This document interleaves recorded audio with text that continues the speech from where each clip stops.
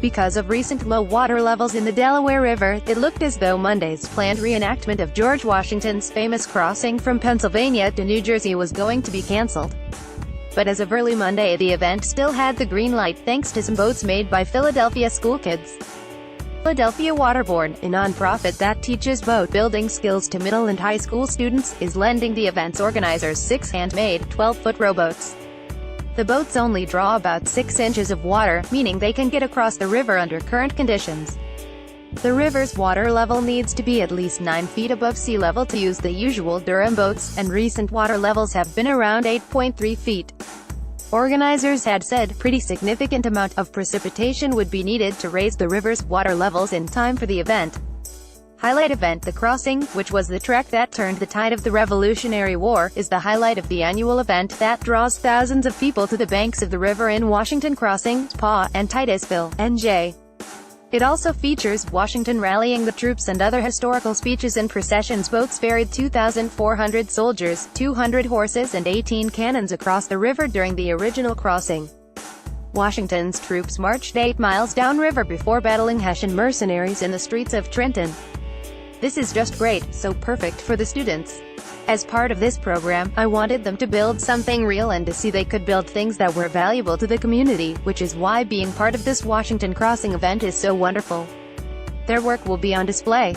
Nicholas Pagan, founder and managing director, Philadelphia Waterborne. 30 Hessians were killed, and 2 Continental soldiers froze to death on the march. Organizers note there's plenty of historical authenticity to this unique reenactment. They note that while Durham boats were used in the original 1776 crossing, historians agree that Washington probably used various river craft to make his daring crossing. Nicholas Pagan, founder and managing director of the Philadelphia Waterborne program, said the agreement suddenly came together. He said people in the crossing event were aware of his program and asked if they had boats that could be used. This is just great, so perfect for the students. Pagan said Friday. As part of this program, I wanted them to build something real and to see they could build things that were valuable to the community, which is why being part of this Washington Crossing event is so wonderful. Their work will be on display. Spreading the word: roughly 75 students in Philadelphia are now involved in the program, and more than 200 have taken part overall since it began 4 years ago. Pagan said he plans to attend the crossing on Christmas Day, and is spreading the word to students in the program so they can also watch. Those involved believe that students learn best by doing. They use project-based, immersive and experiential programs, primarily small boat building, environmental education, and maritime history, as a means to engage students more fully in certain core school curricula.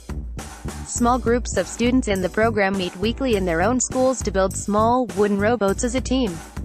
This allows them to consider design considerations and the cultural history of boats, along with the mathematics, physics and geometry needed for the project. They eventually launch and row the completed boats on local rivers together. The Associated Press contributed to this story.